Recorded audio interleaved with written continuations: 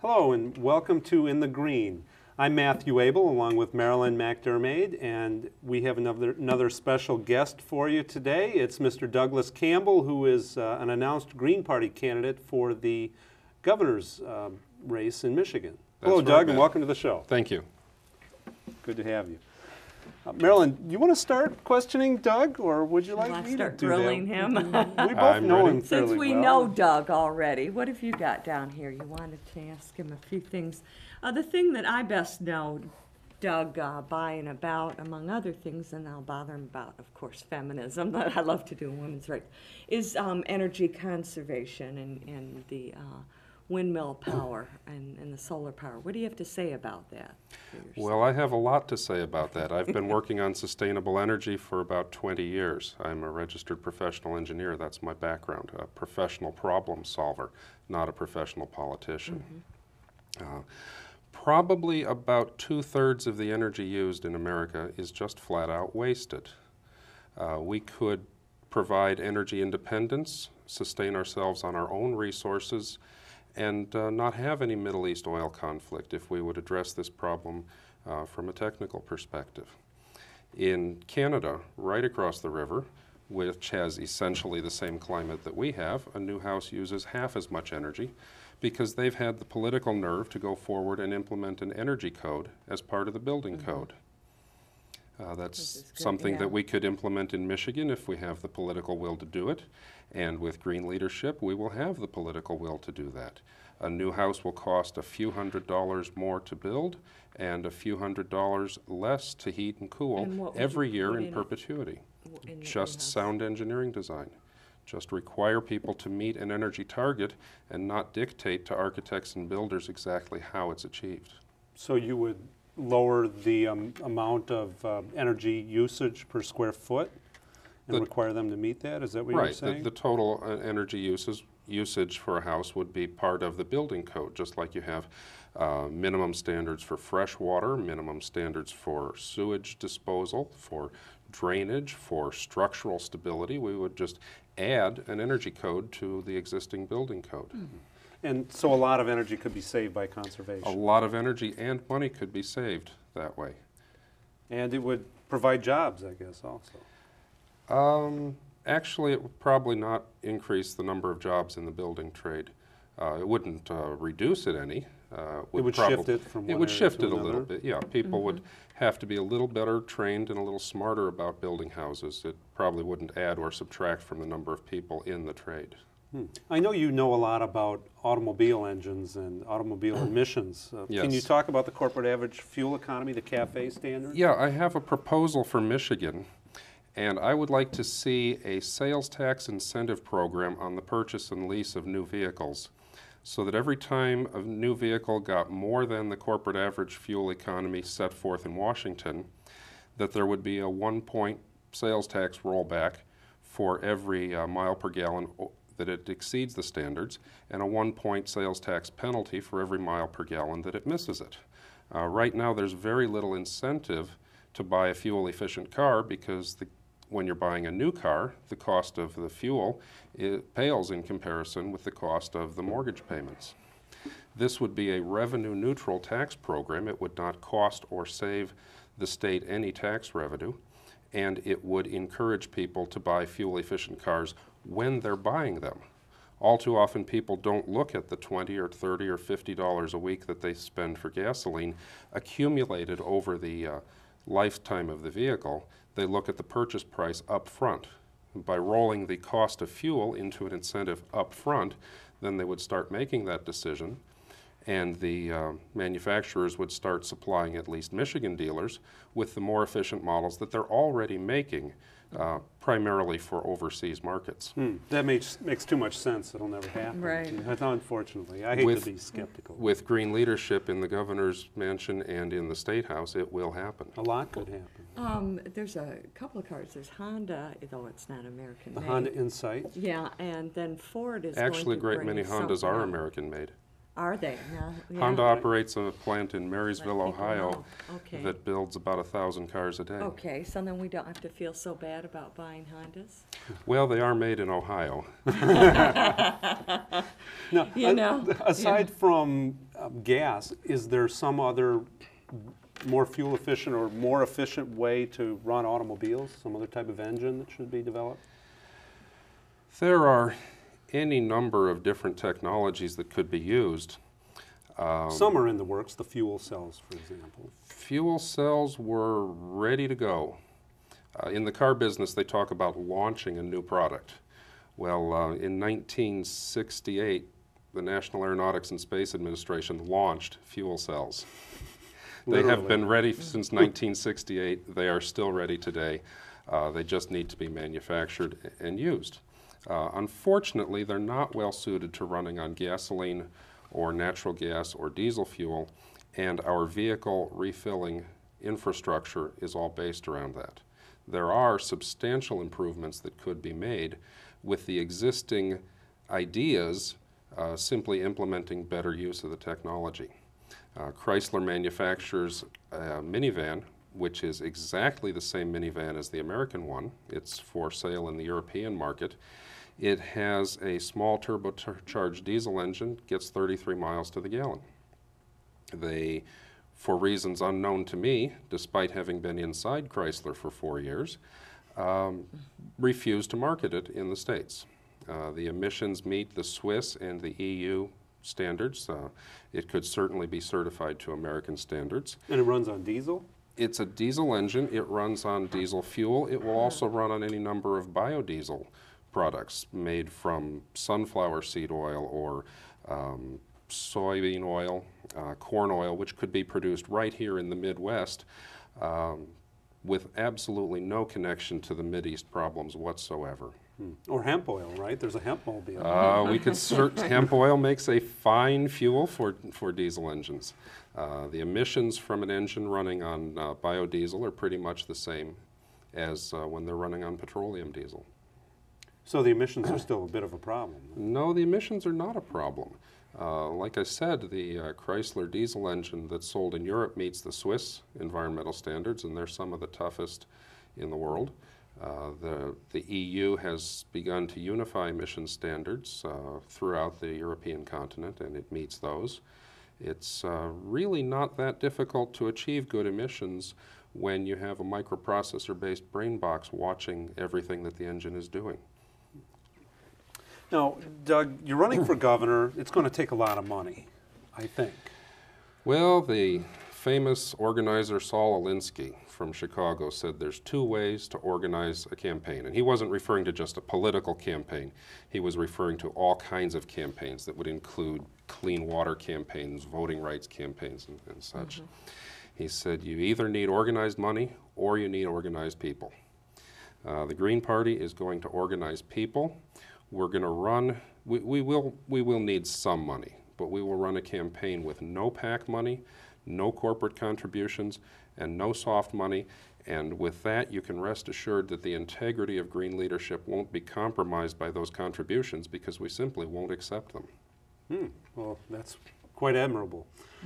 How much money do you expect to raise and spend in the campaign? Do you have any idea? Oh, easily over $1,000. Okay, all right. How do you intend to campaign? Are you going to travel throughout the state? I'm going to travel throughout the state and sleep in my car if I need to, if the budget for hotel rooms isn't there. Well, maybe some of our viewers will want to put you up. The Green Party has done a lot of work with community housing, and I expect that that will be part of the campaign funding strategy. We'll do in-kind rather than cash contributions. Now, your campaign is still rather new. I believe you don't have a website yet, but we have a website in progress, but it hasn't been launched yet. Okay, maybe by the time this tape is run, we'll have that, and Eric, our producer, could possibly put that at the end of the tape. So I'll leave that up to the producer. We hope so. Is there a phone number you'd like to give out, or we should let the viewers know that when your website is up and running, it can be linked through the Michigan Greens website, which is... Yes, it can. www.migreens.org. MIGREENS.org. Yes, be sure to get the illiterate vote. And I'll do equal grilling. How do you stand on women's rights? I am an unqualified supporter of abortion on request. Okay.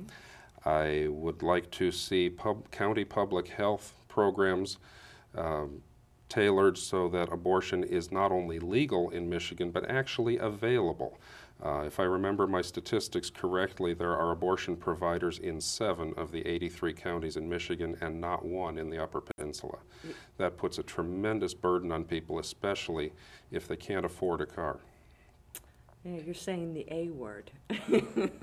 I don't mince words. Yeah, well, that's the green way to go about it, just to say it like it is.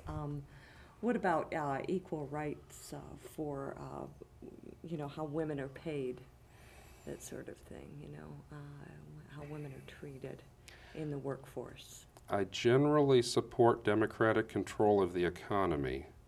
I don't yet have an economist on the campaign staff to advise me on how specifically to actually make this happen. You're saying you support equal pay, but you're not sure quite how to go about it? I support equitable pay, which isn't necessarily equal. Okay. I want to recognize that there are very large differences between people, and I do not support a Marxist view of equal pay for absolutely everybody, regardless of the value of their contribution. All right. Okay, Thanks. but I'm if not someone sure. had the same value, you would be all for Oh, them getting absolutely. the same pay. Okay. You know, there are over 500 school districts in Michigan. I'm sure you must be aware of that. Do you think that perhaps Well, there's we're a one little- less now that the Detroit School District is controlled in Lansing. Well, it's still a school district, Yeah. right?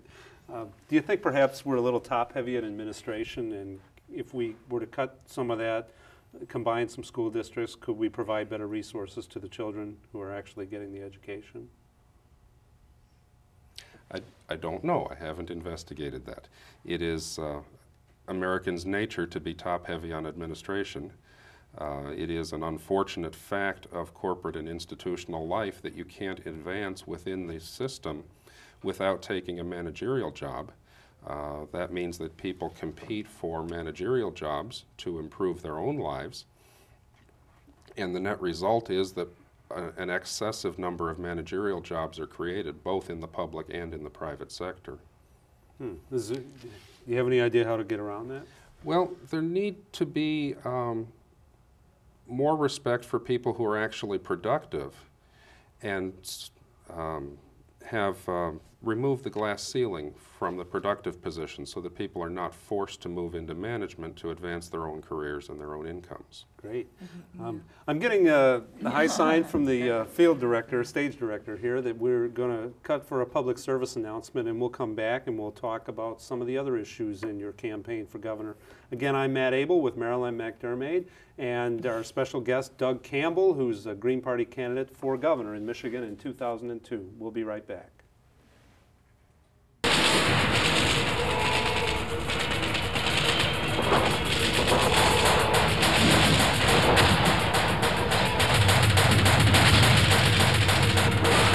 Of all the weapons used in the world in the last 40 years, none had more power than this one.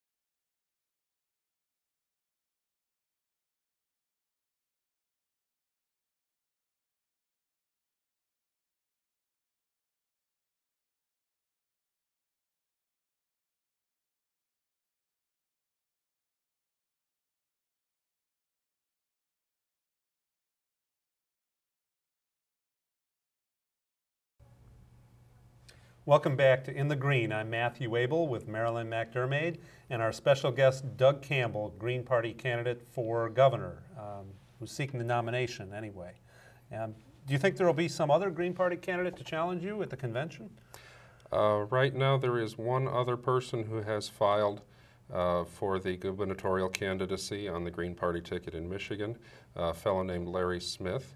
I don't know whether he's going to come to the Green Party nominating convention or whether he's going to file as a Democrat, but I'm certainly open to all challengers, and I would encourage everybody who has green principles to stand up and run for green office, even the gubernatorial nomination. And speaking of green principles, those are nonviolence, social justice, economic wisdom, and grassroots democracy. You support all those, I take Well, it. of course, but that's not just green principles. Those are principles for any sane, practical, pragmatic, civilized society. Which it would be nice if we lived in.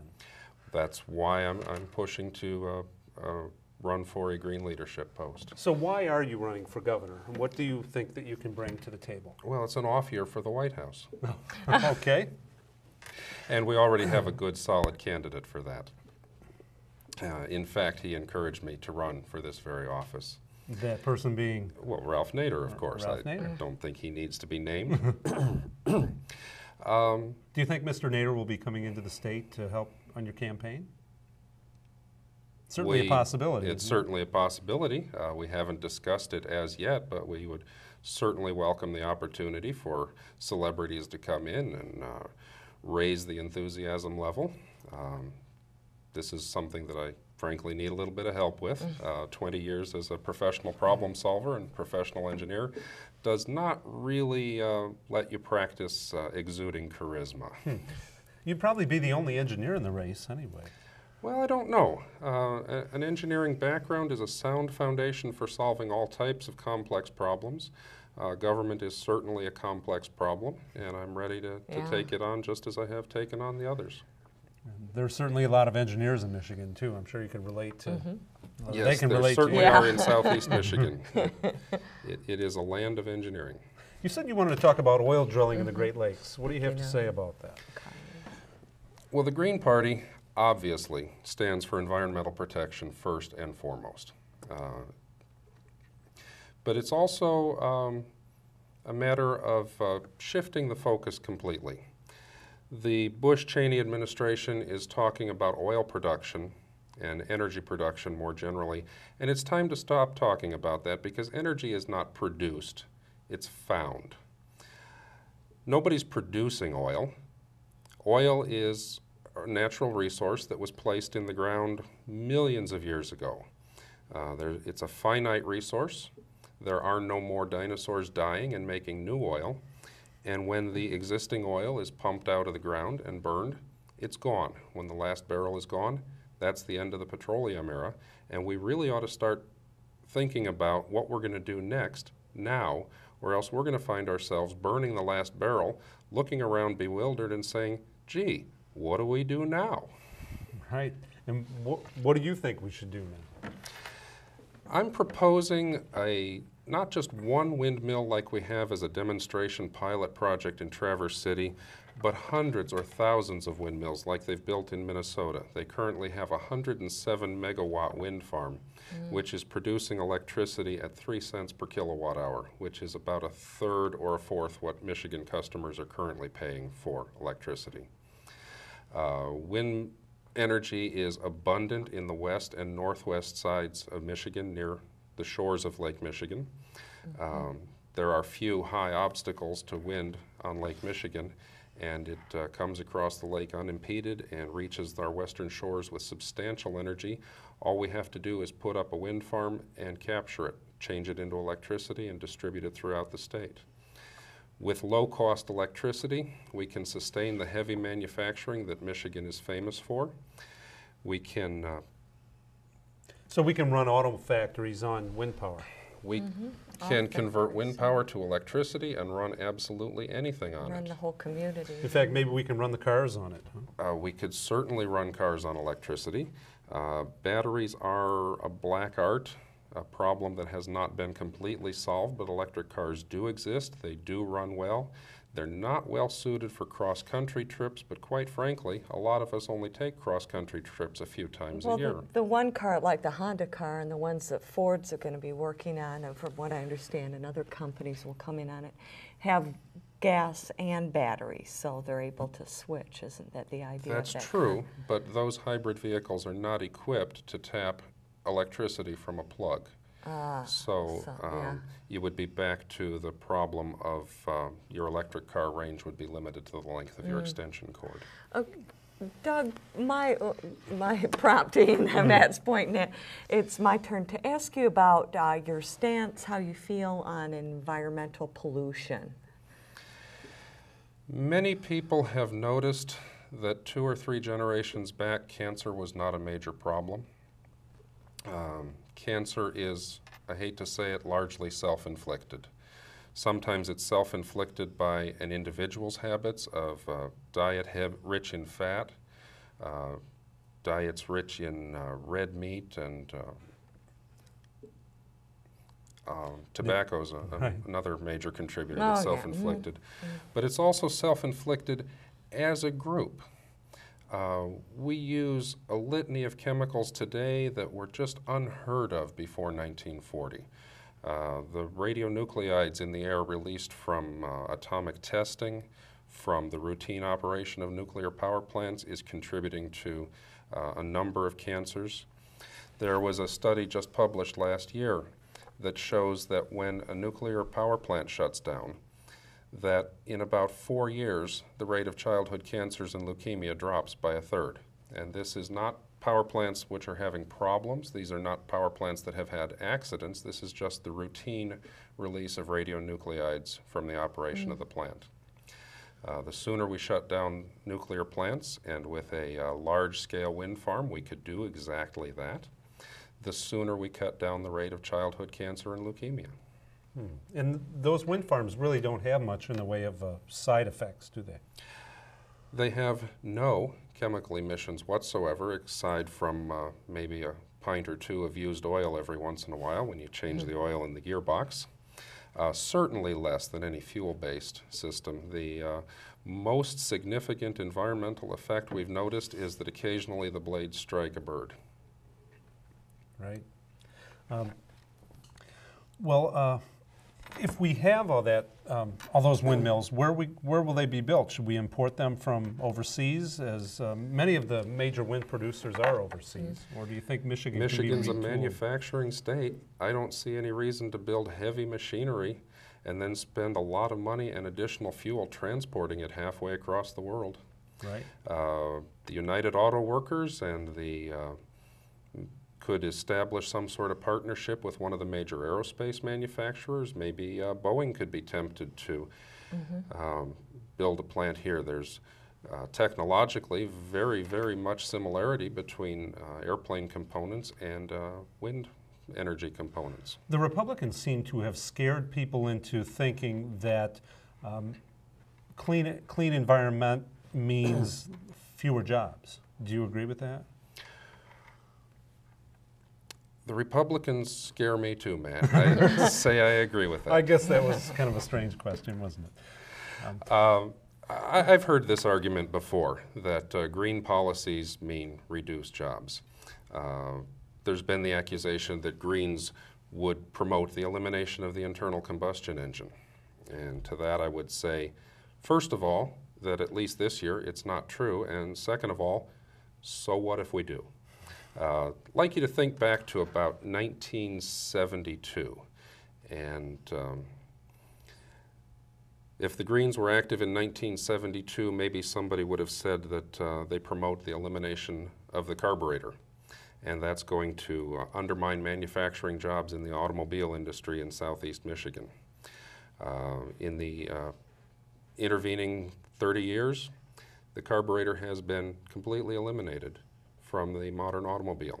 Multi-point computer-controlled fuel injection is on every car rolling off the assembly line today. In 1972, if I told you that United Auto Workers, brothers and sisters, were going to be manufacturing computers, and that we were going to put at least 1 and sometimes 3 or 4 computers in a car to run the thing, you probably would have branded me a lunatic. But that's exactly what they're doing. And I don't see any reason that with the right tools, the right techniques, the right engineering support, that the United Auto Workers here in southeastern Michigan can't build any technology that we can dream up. If we eliminate the internal combustion engine, so what? What matters is that you go where you need to go when you need to go there. Right. We spend a lot of money in our corrections system, and you know, there's a PRA, the Personal Responsibility Amendment, would decriminalize personal use and possession of marijuana. Are you in favor of that? And can you talk a little bit about the impact of the drug war on the budget? We do spend an awful lot of money on corrections. One of the reasons for that is we have a lot of people locked up in correctional institutes who haven't actually committed any real crime. A Green administration would take the policy that if you have not caused harm or loss to another person, that we will not use the apparatus of the state to descend upon you and toss you in the clink. Boy, that would do a lot for people who are basically nonviolent offenders who are doing things that other people think are morally wrong, and it would save a whole ton of money in police, courts, corrections, and the whole shooting match. It certainly would. The amount of money that we could save in corrections by releasing every nonviolent simple possession offender would probably rival all of the tax cuts that have been so much promoted by the Engler and Posthumous administration the past 12 years. And they still think we need to build more prisons, I bet. Under their current policies of locking up people who have not caused any harm to society, we would need to build more prisons. It's just incredible. Doug, we just have a couple of minutes left, and I wanted to give you the opportunity to touch on anything you haven't already. We really don't know much about your background. You said you're from Chicago. I am originally from Chicago. I'm transplanted. And we won't hold that against you. And early on, I was a political activist. I worked on the Phil Crane for President campaign. I worked on the Alice Ehrig for County Tax Assessor campaign and several others. People will find it ironic that these are, in fact, Republican candidates. Well, I used to be a Democrat, so. Chicago has a rather topsy-turvy political system where the Republicans are actually the loyal opposition who are proposing to undermine the corrupt and entrenched political machine in the city. And that's where I saw myself to try and undermine the corrupt system and bring a little bit something different into it. Since then, I've broadened my perspectives to realize that the choice of government is not limited to either vanilla or chocolate, but there's a whole range of different flavors available. Like pistachio. Absolutely. Okay, well, we're about out of time, so I'm going to wrap this up. Again, I'm Matt Abel, along with Marilyn MacDermaid, and our special guest today is Doug Campbell, candidate for the Green Party nomination for governor in Michigan in 2002. Doug, thanks again for coming on the show. My pleasure for being here. Thank you, Doug. We hope to have you back.